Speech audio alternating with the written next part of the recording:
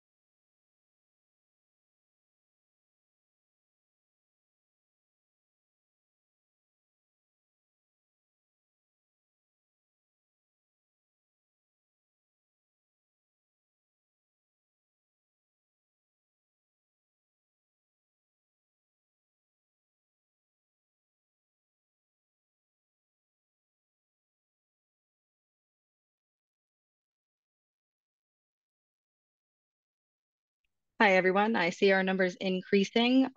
Still going to hold firm until 12:03, 12:04, and then we'll get started. So thank you for your patience.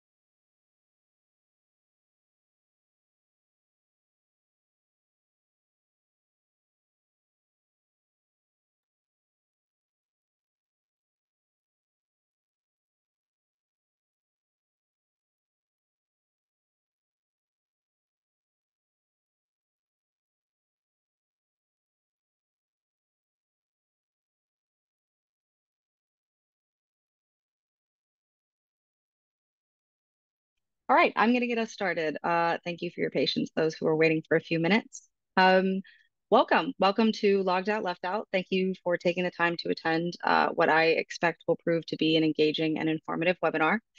My name is Shay Gardner. I go by she, her, and I'm the policy director for LGBT Tech. We are a national nonprofit that works at the intersection of technology policy and LGBTQ plus advocacy. And I think we all know, but the topic of conversation for our next hour is the growing patchwork of social media and online platform regulations across the United States. These platforms are integrated into nearly every part of our lives, and in the absence of clear federal legislation around digital wellness, state lawmakers have begun to attempt to establish those guidelines themselves. Unfortunately, many civil rights and advocacy organizations, including ours, have a myriad of concerns about how the language and the provisions of many of these bills can prove very harmful to LGBTQ plus content and users. That intersection is the one we're exploring today, starting with an overview of a new report we released just last week detailing LGBT tech's perspectives on the topic. Following that, I am thrilled to present a panel of experts in the specific field who will offer their unique approach to these bills.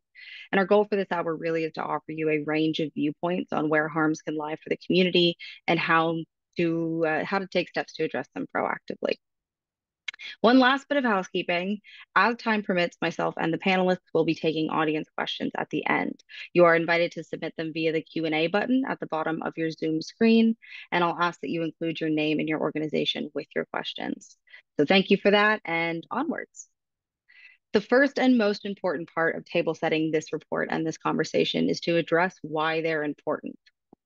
The need to account for LGBTQ plus rights in this specific sort of digital governance is rooted in a history of having identities and expressions that are criminalized or have been criminalized, excuse me, under the concepts of morality and protecting children. So throughout history, and unfortunately still to this day, opponents of LGBTQ plus rights have falsely claimed that to expose children to LGBTQ plus existence is inherently to harm them. This is really underscored by the current landscape of legislation affecting LGBTQ plus rights. 2023 was absolutely a banner year for that, with 501 anti-LGBTQ plus bills introduced at the state level, and 2024 is already sitting, I believe, at 484. The availability of online spaces has really meant unparalleled opportunities for LGBTQ plus folks to find connection, to organize, to advocate, to educate. However, these digital spaces are certainly not safe from the bigotry and discrimination of the real world, and so we have to be exceedingly cautious here. And finally, above all else, the unique challenge of lacking safe and understanding physical communities that many members of the LGBT community have makes online spaces vital for fostering a sense of belonging. LGBTQ plus youth are reportedly far more honest about themselves online than they are in person in physical spaces. And as you can see on the screen, those online spaces are far more affirming for them. We also know LGBTQ plus youth without access to affirming spaces are at a much greater risk of harming themselves. So, leading into the rest of this presentation, we very much encourage you to remember that preserving autonomous access is for LGBTQ plus youth a matter of protection. Our report is a little bit hefty. I believe it's 36 pages, but I'm going to do my best to hit some of the other highlights quickly and somewhat concisely. Firstly, by looking at some of the provisions and languages that LGBT tech tracks within these bills that we sort of see as alarm bells, if you will. First, we look for online legislation that calls out preventing harm to children in vague and subjective language about what that harm actually entails. Ambiguity in defining harm really does allow for interpretations influenced by biases, which can lead to unintentional censorship or a more intentional suppression of LGBTQ plus voices online. And we know this because the concept of harm to children is frequently invoked on the state level to justify limitations to LGBTQ plus visibility. Don't say gay bills come to mind for me. Similarly, we look for obscenity language in platform regulations, which runs the same risk of subjectivity. There is a long history of obscenity laws being weaponized against the LGBTQ plus community, and we still see that today in contemporary legislative efforts like public accommodation bans. State level regulations, excuse me, that adopt vague obscenity definitions pose a very similar threat to LGBTQ plus content and expression online. On to age verification. Not only do these present a myriad of risks for the privacy of user data and often serve as a barrier to access for those who are unable to verify their identity, these also do align with anti-LGBTQ plus legislation that treats youth as one sort of homogenized group of people with one set of needs that then allows legislators to protect that one group of people. For me, drag bans are the first I think of. Very similar to this, parental consent requirements. These tend to mirror the very common parental rights rhetoric being used to attack the LGBTQ plus community today, especially in educational spaces. Again, youth are not a homogenized group, and we have to recognize in this case that a majority of LGBTQ plus youth are not in affirming homes. And finally, we watch for bills that hand the power of determining what is harmful and when platforms have failed to prevent harms to the attorneys general of those states. As an example of why this might not be great, an attorney general who is vocal about having a quote unquote duty to prevent youth from accessing gender affirming care may be likely to feel similarly about a duty to prevent access to gender affirming content online. One of the things we really wanted to accomplish in this report was to move our conversation about the potential risks of harm away from hyperbole. And something we found in our research that certainly does that is looking at how many of the same legislators introducing platform regulations within 2023 were the same ones involved in introducing anti-LGBTQ plus efforts. So I wanted to highlight that overlap with just a few examples. I'll call this part the quiet part out loud. Arizona State Senator Wendy Rogers, who is an outspoken opponent of LGBTQ plus rights, was also behind legislation to ban content, quote, harmful to minors online. Uh, Rumor does appear to be Senator Rogers' favorite word, and she believes that inclusive TV programming is, quote, targeting kids with sexual messaging. Meanwhile, the Montana House Speaker, Matt Regier, introduced obscenity legislation for online platforms. He is actively involved in working to ban LGBTQ plus materials in schools in Montana due to what he perceives as, quote, obscenity, and refers to those of us who oppose his efforts as a, quote, obscene minority. Arkansas State Senator Tyler Dees, who's responsible for two enacted social media bills last year in Arkansas, feels incredibly strongly about a moral imperative he has to protect children, both online and from LGBTQ plus curriculum in Arkansas schools. And Texas Representative Jared Patterson was incredibly busy in 2023, introducing multiple pieces of legislation to adjust access to online platforms, as well as multiple bills to ban classroom discussion and library materials on sexual orientation and gender identity in the country. He has pledged to protect youth against what he calls, quote, radical sexualization, whether that be through social media, in the classroom, or in the school library. And I've saved what I see as two of the clearest examples of where this regulatory alignment happens for last. Oklahoma State Senator Shane Jett's bill to prohibit obscene materials presents alongside his bill banning schools from even adopting policies that respect a non-religious, quote, sex-based identity narrative. This is also accompanied by some of the most vitriolic language about the LGBT community that I've ever seen used by an elected official. I cannot recommend going to his Twitter. And Texas Representative Matt Shaheen exemplifies saying this sort of quiet part out loud. He last year demanded that law enforcement investigate and prosecute a family friendly drag show for, quote, obscenity, defined in those demands as word for word the same as in a bill he introduced to limit online obscenity in content.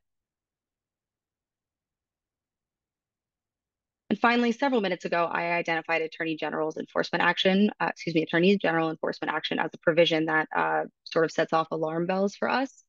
Um, we have some quiet part out loud here.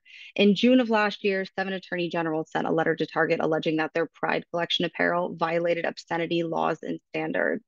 I encourage you to go read that letter.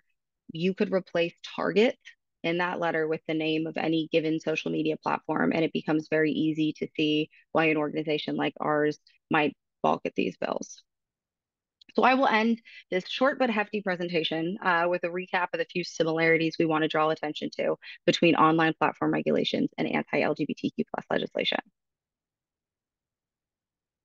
Firstly, often both types of these bills will revolve around an emphasis on defining and combating what they perceive as age appropriate, harmful, or obscene, whether that be in drag shows, in classrooms, or on social media. They will also frequently weaponize the concept of parental rights and empowering parents, which can be very well intentioned in the case of platform regulation, while still presenting significant risks to LGBTQ plus youth in particular. And both sets of bills can tend to reflect the specific cultural or moral values of the legislators writing them, as is the case in the 6 legislators I just mentioned. Thank you kindly. Thank you so kindly for your attention on that. There won't be a quiz unless you ask nicely. But it's about time you heard from voices that aren't mine. So I'm thrilled to introduce at this point 3 incredible panelists who all work in this field in differing capacities. And I'll invite each to speak a little further on their work in this space, starting with Casey Pitt. Casey is the Director of Law and Policy at the Trevor Project, which is the leading suicide prevention and crisis intervention nonprofit organization for LGBTQ plus young people. Casey? Thank you so much for having me. Just to, explain why a suicide prevention organization is speaking to technology issues.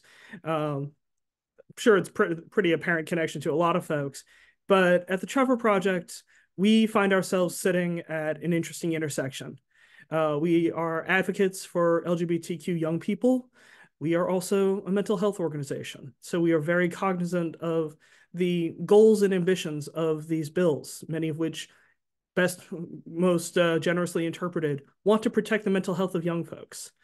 And also, we understand social media uniquely. The Trevor Project actually has a social media platform direct explicitly for LGBTQ young folks. And so that gives us insight into just how important these platforms can be. So really happy to be here for this conversation. Thank you. I muted myself and couldn't find the button. Next, we have Max Benning, who is the executive director of PRISM, which is an organization working to expand access to LGBTQ plus inclusive education and sexual health resources for youth in South Florida. Max? Thank you, and happy to be here. You know, we're a COVID-born organization, and so we came into this fight as young people were increasingly turning online to get information about themselves and their community and their bodies.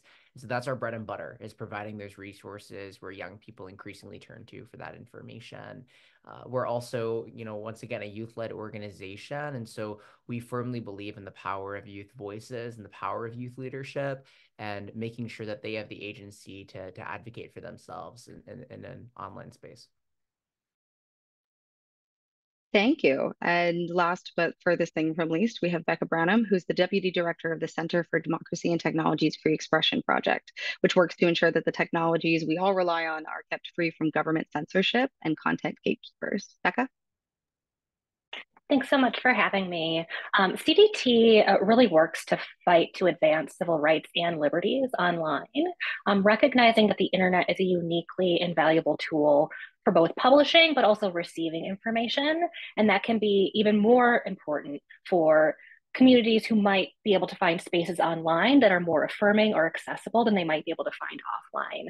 And so really CDT fights through its free expression work and elsewhere to empower users to control what it is that they both say and see online. Thank you all for being here. As a reminder to anyone listening, again, you can ask any questions of myself or the panelists via the Q&A. Let's launch into the questions. I am going to start with a question for the panel at large. And thinking ahead to avoid the awkwardness of piping up first, I'll ask that you just answer in the order of your introductions. So firstly, the report that we just kind of outlined identified some of the specific provisions and language that we at LGBT Tech are watching for in the attempt to mitigate harm for LGBTQ plus users and content. What are some of the key aspects and indicators that you look for when assessing the potential impact of legislation on online safety and inclusivity? So when I'm looking at these bills, I have a set of principles in mind. First and foremost, it's about protecting the safety of LGBTQ young people.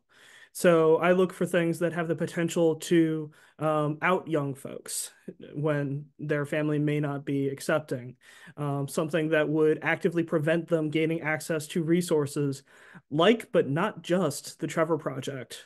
So when there are young folks who are learning about or accessing LGBTQ inclusive safety resources, I want to make sure that that isn't being screened out or censored by vague descriptors of potentially harmful content or things that can be used by folks who may not have our community's best in mind. So I look for that.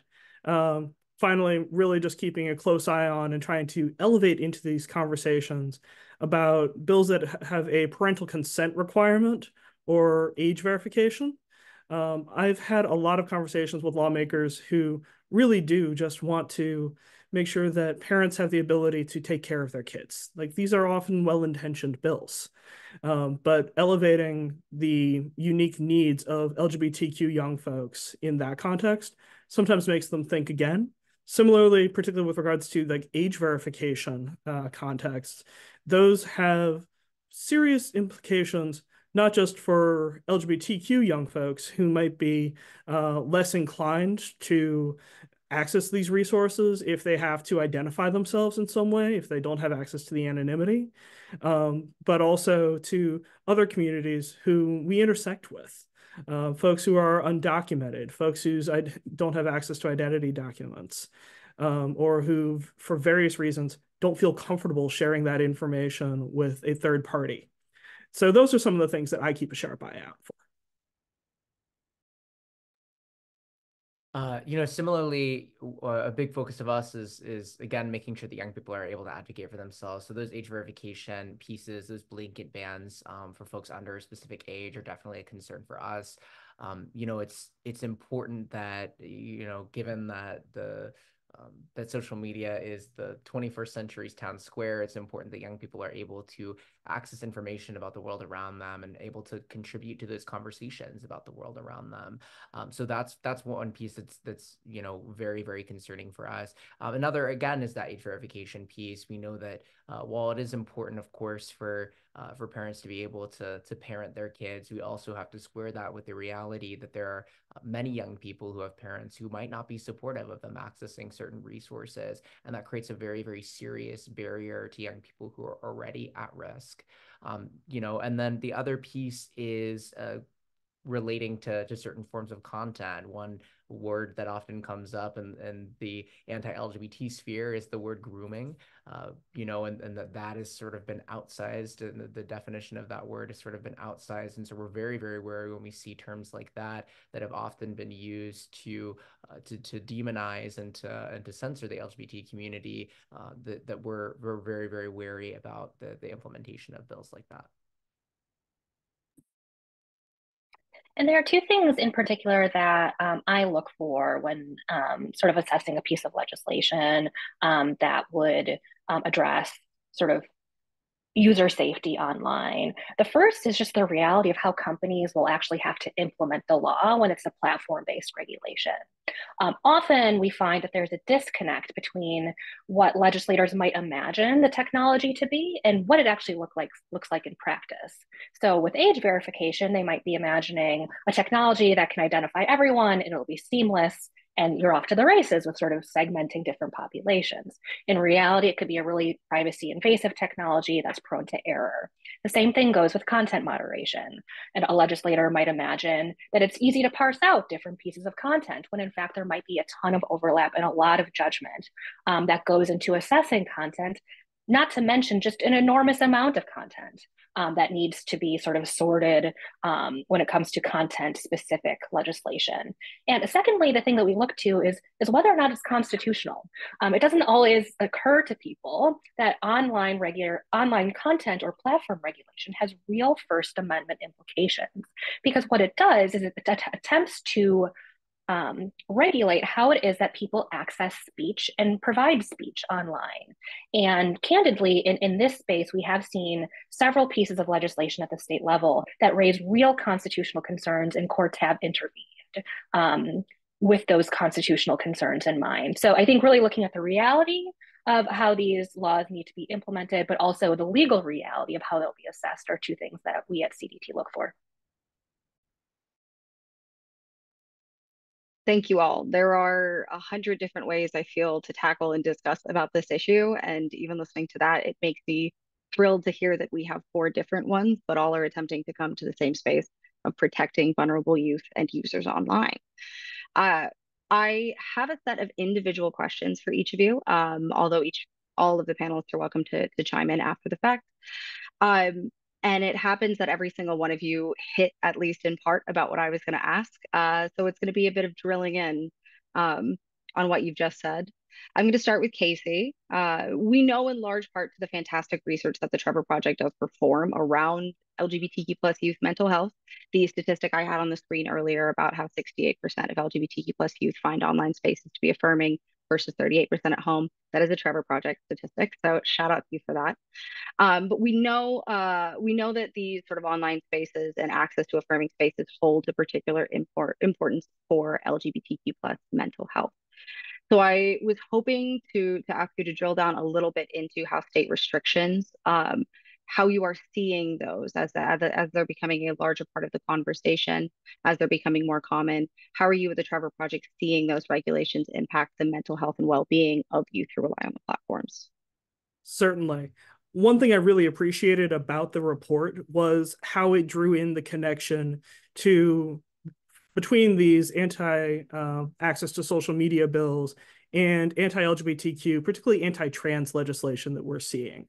The various different bills out there that are either, banning drag shows, imposing don't say gay or trans school censorship requirements in schools, things that are targeting parents who are accepting of their young people and facilitating their getting access to gender affirming healthcare.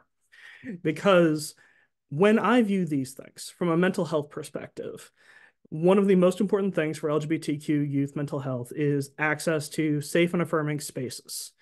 And each of those kinds of bills I see as specifically targeting, shrinking, removing these sanctuaries that are so important to our young people's mental health. And similarly, those young folks who find themselves losing access to a safe or affirming school, having a teacher they can't talk to anymore at risk of getting the teacher in trouble, they are looking to social media as a refuge. It becomes even more important to them. So when we also now see another wave of legislation that is threatening what for some young folks feels like their last refuge, that is taking them not just from a place of not having access to that particular safe and affirming environment, but starting to feel like they have nowhere to go. And that contributes to a hopelessness and a fear that is quite detrimental to the mental health of young folks. And we very much are hearing about it. I'm told by some of our folks who are on a 24/7 telephone chat and text that young people are calling out legislation by name, saying that they are afraid particular bills will make it so that they will lose their community online, that they will lose the one place that they can be themselves, the one place they might hear the right pronoun or right name used for themselves. And that is something that I don't think is discussed enough when these conversations are being held in state houses. On another side, just one last thing to throw in, some of these bills are also, because of their focus in on mental health, on wanting to protect the mental health of young folks, I worry that it incentivizes greater surveillance and greater censorship of any discussion of various different mental health concerns. Young people tell their stories to each other. They talk about mental health. They seek out peer support, sometimes on these platforms. And that can look like discussing their own experiences with suicidality or depression. And we already know that our young people are coming up with an entire another language, basically, to discuss these things in a way that doesn't get pulled down by or blocked by social media tools. I fear that that would only increase if some of this legislation were to continue in a way that risks re-stigmatizing or just making it harder for people to seek out mental health support from peers and other trusted resources. I think 100%. I look back to my journey of finding myself in this community, which started when I was 15 on social media, and have to consider if I was in a state right now where I did not have access to platforms, or I was looking down the barrel of not having access to platforms. I don't know what my journey would have looked like, but I can imagine I probably wouldn't be here. If Max or Becca, if either of you would like to chime in on that, please feel free. It is no pressure though. We've got more questions. Yeah, absolutely. I mean, I think it's important to recognize once again that so many folks do not have these resources, in their local communities and those in-person spaces, whether it be, having affirming families or having an affirming school environment, or having a community center organization or support group or mental health resource that they can turn to in a physical space. And so oftentimes that becomes the last bastion for so many young people, to be able to access those resources online, to be able to meet people like them, to be able to meet people who are different from them and share ideas in that way and feel affirmed in that space. And so I think that, it becomes, it's so detrimental when young people are no longer able to access those resources that they're not necessarily going to be able to get outside of the internet. Thank you. And given how frequently, young people are coming up in this conversation that we're having now with voices of young people, I should say, rather, I'm going to use that as an opportunity to ask you a question, Max, more about that. Obviously, it is very important that we do not lose the voice of youth in this conversation that we're having, and that we're ensuring young people are able to advocate for themselves in this process. And Casey, you even called it out that young folks are now knowing legislation by name and knowing what impacts them. So, in your experience, Max, in working with young people, what roles should any of the allies or organizations listening in now play in supporting and amplifying those voices instead of just, even though we are doing it now, speaking for them? Yeah, so it's important to recognize that, like any marginalized group or identity, young people know the issues that impact young people the best and the most intimately. And so it's critical that they're able to, first of all, access information about things that are affecting them, whether that be LGBT rights or racial justice or anything under the sun that is impacting them or their communities and how those intersecting identities, but also that they're able to advocate for themselves in those spaces. They're able to share ideas in those spaces. Young people often have very different views on certain policy issues from older generations, whether it be support for LGBT rights or gender equity or racial justice. And so making sure that they're able to take up space in those spaces, that they're able to voice their opinions and voice their concerns in those spaces, I think is so critical. And this should not just be limited, to folks who are able to, advocate for themselves at the ballot box, right? Because folks have opinions and ideas and views and experiences that impact those views and ideas well before they're eligible to vote. And so making sure that they're part of that discourse, making sure that they're able to contribute to those discussions is paramount to broadening our collective understanding of those issues that are affecting and impacting young people. I'll just weigh in that something that frequently comes up with these conversations is that when you're talking about regulating tech, you're talking about regulating something that is moving quickly. And honestly, if we're going to do this intelligently, we should do so with the folks who are aware of what the current today's issues are, rather than trying to regulate 5 years ago. 100% on board with that. I feel like every generation that comes along knows technology about 100 times better than the generation that came before it. I've got a brother who's 3 years younger than me, who puts me to shame. So it completely makes sense to me to make sure those voices are included and prioritized where possible. I'm going to turn to the legislators for a moment. And you briefly spoke about it, Becca, about the sort of practical implications of attempting to implement different legislation like this. So I'm going to ask you to drill into that a little bit more, talk a little bit about the key challenges and drawbacks for some of these age verification, the content moderation, like you mentioned, and perhaps speak to the dangers of having such a patchwork of laws across the state as opposed to one federal framework. Yeah, I appreciate the question. So a lot of these laws are premised on liability for platforms for not behaving in certain ways. And unsurprisingly, a platform, when faced with legal liability, is going to respond.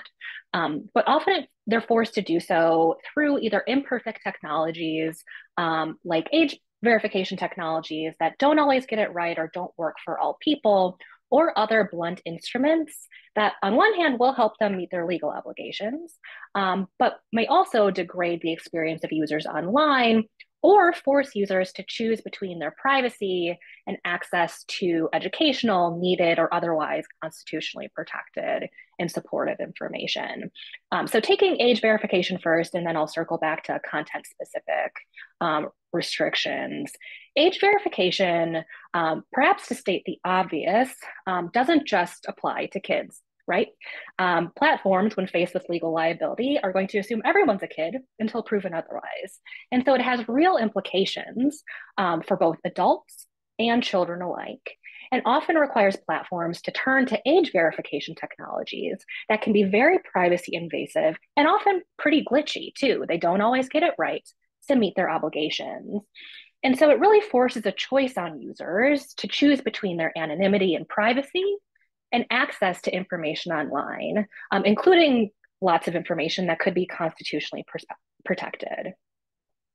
And I want to take a moment to talk a little bit about what control at the platform level means, because it's really a blunt instrument. I've sometimes heard people analogize age verification laws to, quote, just taking the phone away from a kid, which sometimes parents will do, right? But it's much more than that. It's taking the phone away, it's taking the laptop away, it's taking the library and the computer lab away too, because it's cutting off access to the content itself. And it follows that user wherever it is that they go if they can't participate in age verification. And so really it is about cutting off access to speech, expression, and content online. And speaking of content, I'll pivot a little bit to content-based restrictions. And for that, I'm actually going to take us on a detour through federal law, because I think there's an important historical lesson for us, although it's not ancient history, that is really illustrative about how content-based regulations, and particularly content-based regulations that aren't particularly well defined, can have outsized effects well beyond what the authors of a law may have intended. So while not a state law, I want to talk a little bit about something called SESTA FOSTA, which is a federal law that created new criminal and civil liability for websites that host third-party content that either, quote, promotes or facilitates prostitution. I will again state something obvious here, which is combating criminal sex trafficking is a laudable goal. However, the bill's incentive structure, paired with its vague language, ended up to the suppression of a lot of content online that, one, the authors never intended, and unfortunately had an outsized impact on the LGBTQ community. So what we saw after the implementation of this law is that platforms faced with imperfect content moderation tools, which are inherently imperfect, but also legal liability risk, ended up suppressing a lot of content totally unrelated to sex trafficking, and instead content that was related to sexual orientation and gender identity. Again, totally unrelated, but uniquely impacting a particular community, because when faced with a decision on whether or not to leave content up or face legal liability, often there's a lot of pressure on companies to just take that content down. What's worse, or what compounds that harm, is that we don't actually have a lot of evidence that the suppression of this information online, whether it was the information online that was intended or obviously the information online that wasn't intended, we don't have a lot of evidence that that suppression appreciably helped address sex trafficking. And so what we're left with is a law that, given its tailoring, which wasn't particularly tailored to the harm it intended to address, led to a lot of suppression of content online, arguably didn't even meet its own ends. And so when we're looking at state-based regulations that are looking at, for example, harm to children generally, no two people are going to agree. And we don't have great evidence right now that specifically ties what harms online leads to harm to children. And so you're going to end up with much more suppression of content online than even some of the authors might have intended. And so in that way, I think SESTA FOSTA is a cautionary tale for legislators who, even those who do have the best of intentions in mind and are hoping to address very specific harms, how content-based regulations can be implemented by platforms in a way that's really imperfect and can lead to a lot more suppression of information online than they even intended. I think that is such an important part of this conversation that it is also included in our report, but given time constraints, I did not cover it here. But speaking about the unintentional harms of legislation like this is critical in recognizing that the most well-intentioned can still be misused, misapplied, and can still harm. And so thank you for bringing SESTA FOSTA into it. I am going to ask one more question to the full panel. We can do the same round here in terms of order. And this is a gentle reminder to the audience to submit any questions that you may have before we enter that segment. So in light of the challenges posed by state level regulations on online platforms, particularly those that we've discussed here that affect the LGBTQ+ community, I think it is important that we don't just say no, that we, in whatever way we can, say no and. So I'm going to ask what recommendations each of you would have for either the platforms or the legislators or both to promote digital safety and inclusivity without relying on such a fragmented state-by-state pattern of recognitions. So Casey? Sure. Two things come to mind. First off, this is a place where education means a lot. We want to empower, particularly young people, to be able to know what social media is, how it works, what potential impacts it can have on them, so that they can also know strategies for how to best take care of themselves, how to moderate their own use. I believe in young people, and I know that when we give them tools, they can do great things, and they can also create tremendous tools. So I think that if you're looking for legislation, adding this to the world of education, I think, is a good idea. So just getting that learning out there, and not just for young folks. We can deal with our entire society being more digitally literate. With regards to the platforms themselves, I mean, we have seen some of the harms. Bullying and harassment is a real thing that all too many of us have experienced, and all too many young people experience. I want to see the platforms actually enforcing their own terms of service. And I think they can do a better job at that. Too many times we see our young folks say, I reported this clearly egregious thing, discrimination or harassment based on their identity, who they are, or just bullying, and only to have it come back saying, nope, that doesn't violate our terms. I don't buy that. I think the platforms can do better. Yeah, I mean, Casey kind of took the words right out of my mouth. I think education is absolutely a foundational component of this, of this mission to support and protect the safety of young people online, which I think is a noble cause with obviously misguided solutions that we often see implemented on a state by state level.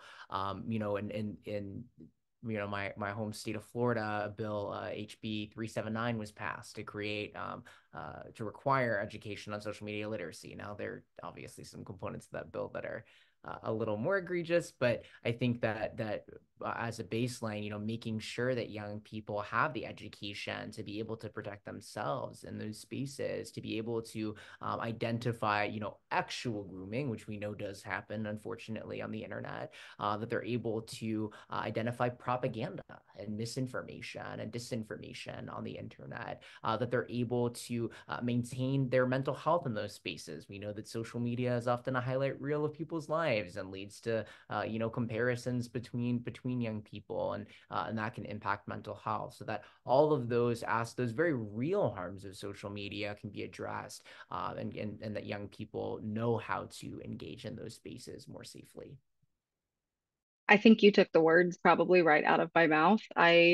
Something I'm frequently finding myself say is that we as a society put a lot of effort in teaching young people how to be really good stewards in physical spaces, both for themselves and for the community around them. We spend a lot of time from the time they are very little teaching them stranger danger. And for us to take kind of a modicum of that amount of effort and apply it towards teaching them how to be safe in online spaces, how to advocate for themselves, how to recognize when something isn't right, and to know to care for themselves is one of the best things we can do, because there's no switch that flips when they turn 18 and all of a sudden they are more responsible as a person.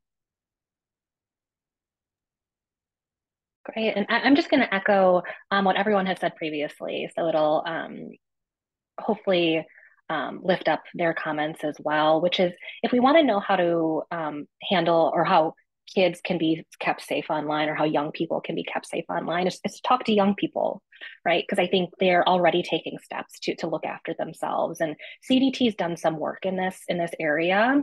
CDT did a study asking young people directly what would help them be safe online, and specifically how to help platforms do better by younger users. And their recommendations for platforms rooted in the experience of young people online make a ton of sense, whether it's providing tools to ward off unwanted messages, to enact strong privacy settings, to include more sort of speed bumps between interactions between potential strangers and young people. These are all ideas that young people themselves are coming up with and can be instructive to platforms on how to keep people safe online. Because where there are harms happening to young people online, young people can be a really extraordinary source of information on how to prevent that from happening. without having to default to sort of assumptions about what might be helpful. An assumption that just sort of shutting off access altogether would be the most helpful, or an assumption that we need to go after specific types of content online, which then ends up having unanticipated consequences. There may be other options out there to keep people safe online and keep young people safe online. And there's no better source of information for that than the young people themselves. I love that rule of thumb seems to be don't infantilize an entire group of young people. All right, we do have, we've got some questions here to answer from the audience. So I'll start with this. So much of this problem seems to be driven on a lack of lawmakers understanding the impacts of these bills well beyond their stated intent. How can advocates best have productive conversations with these lawmakers and advocate to set the record straight? What I've found is that the more concrete you can get, the better. So they want to hear direct implications, things that have actually happened, or that can be very easily foreseen to happen. If we speak in large generalities or in maybes, they're hearing very concrete harms from folks who want to regulate in this. So it's about making sure that we elevate various different communities, folks who may not have been in the room, and bringing more folks into these rooms. I think that goes a long way.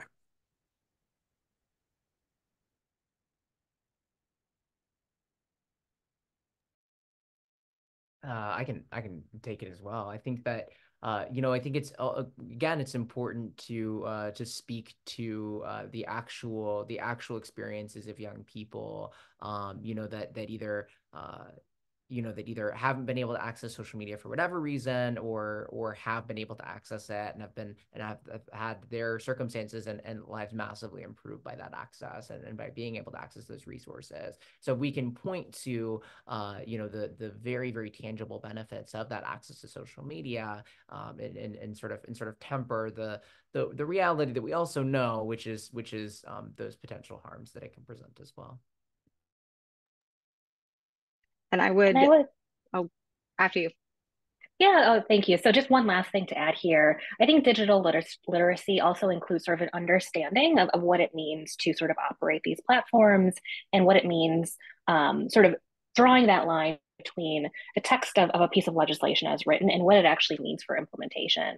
Often there can be a disconnect in understanding there, but I think users themselves are well equipped to help legislators understand that, as the ones who often will experience the consequences of a piece of legislation that might not match the reality of how a platform may actually operate.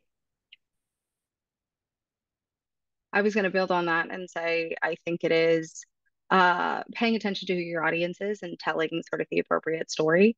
There are many lawmakers out there who are going to be very inclined to hear that their state has 110,000 LGBTQ plus youth between 13 and 17 that could be harmed, and they will respond to that very well. There are others who may not be so responsive to community size and community harms, and recognizing they probably care about user safety and privacy, and figuring out how best to speak to somebody. Does a great job, but I 100% agree with everything that's been said about bringing real evidence into it and sort of making it concrete, as opposed to this hypothetical regulatory sphere. And my comment actually ends up leading directly into an audience comment question as well, which says, are there ways to leverage untraditional alliances among progressive and free speech / libertarian minded lawmakers to help curb the momentum of this legislation? I can imagine, Becca, you probably are well versed to speak on this, but I think this is what I was just trying to get at, figuring out how to tell the story. I think that's right. And when we're talking about advancing civil rights and civil liberties online, I think there are some natural alliances between sort of folks who want to ensure both safety and free expression online, but also wanting to ensure that legislation is narrowly tailored to harms, both as required by the Constitution, but also more mindful towards sort of the impact and intrusion of government into individual choices and speech online. And so I think some of those partnerships are natural. And certainly part of what I love about tech policy is sort of those interesting coalitions that can emerge when it comes to speech online. But certainly there can be more of it, and I think helping people understand the liberty implications of some of these pieces of legislation, not for the platforms themselves, but for users, which is what really we're concerned about, is free speech incursion for users to express themselves and freely associate online. And helping people understand the implications of those laws with that in mind, I think naturally brings all sorts of interesting allies to the table. Yeah, something I think is important to really be aware of in this context is I don't think this is an issue that cuts along traditional left-right lines. The support for these kinds of bills is cross-cutting. Also, opposition or concern about these kind of bills really is cross-cutting. I've been in the room with some really interesting conversations. Folks I don't generally spend a lot of time talking to who are saying, hey, these social media platforms are always trying to censor the right. They're always trying to censor conservatives. Why give them more tools to do that? And so they are having concerns about this kind of legislation as well. So my thought process is in engaging this, it's part of why we need everybody in the room, because there are lots of different perspectives and some you may not expect to be on your side. And I think similarly, you know, speaking to the specific pieces of legislation that we saw here in Florida, we saw obviously an overwhelming amount of bipartisan support for the bill, largely because it was the priorities of some very influential people in those spaces. But also we saw both in private and in public some very you know, significant and bipartisan opposition to those bills as well. One interesting piece also was, you know, we're the birthplace of Don't Say Gay and the parents' rights movement as we know it, and that was became a major debate on a bill that we had been working in opposition against, specifically in regards to its lack of a parental rights provision or a parental opt-in. And so there's definitely I think that there's a widespread understanding that something needs to be done to protect young people, but also a widespread disagreement in terms of how that is implemented, and the potential impacts that might have on all sorts of stakeholders. I think that's very well said, and happens to run directly into what I think I will make the last question of the webinar for you all, which is just looking forward into this year, into 2024. What are you watching? What states, what bills, or you are also welcome to answer that sort of from a federal perspective. What are you watching? What would you like to see in this space?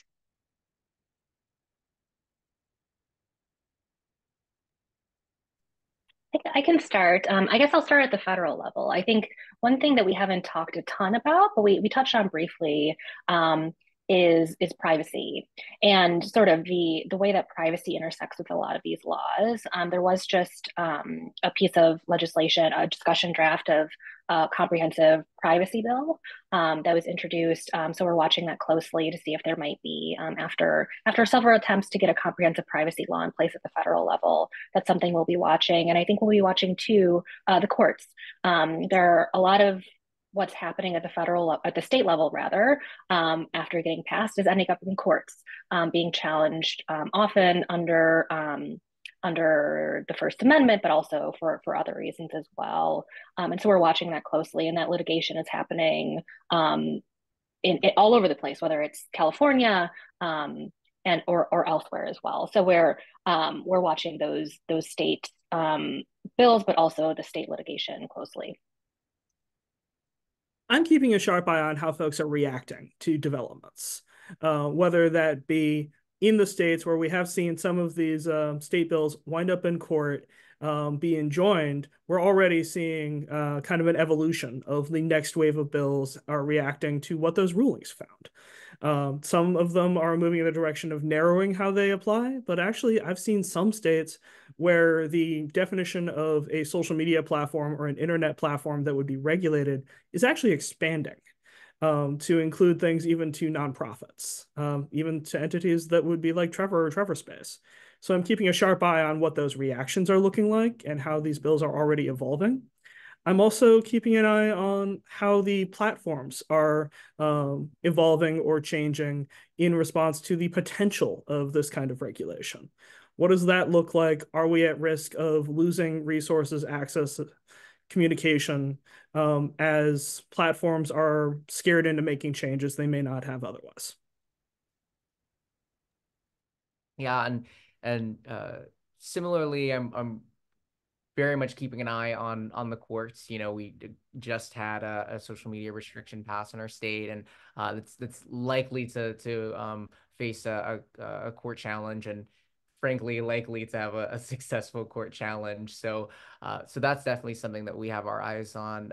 Additionally, we're watching how young people specifically are responding to this. You know, the folks that are most directly impacted by these pieces of legislation, especially concerning age verification, you know, what they're intending to do in response to this, whether they're folks who are accessing resources online, whether they have businesses that primarily operate online, whether they are you know, grassroots organizers that do a lot of their advocacy work in digital spaces. You know, what are the feelings that they're having in response to legislation like this? Are there intentions to turn back to more traditional forms of organizing or outreach or education in response to some of these restrictions, or in anticipation to some of these restrictions? And what does that look like? Sounds like all of us have a very light load ahead in 2024. But thank you so much for sharing your perspectives today, for your insights on this issue. I hope those watching the webinar have sort of come to understand that this is an incredibly complex intersection, trying to manage both digital inclusivity and online safety, and recognizing that a patchwork of state protections is likely to leave the most vulnerable users behind. So, with that, I think I will say everyone's favorite words, which is I'll give you a few minutes back, and say this. Please reach out if you have any questions about the report, about the panel, about the panelists. We can make connections where need be. And thank you, everyone, for taking the time today.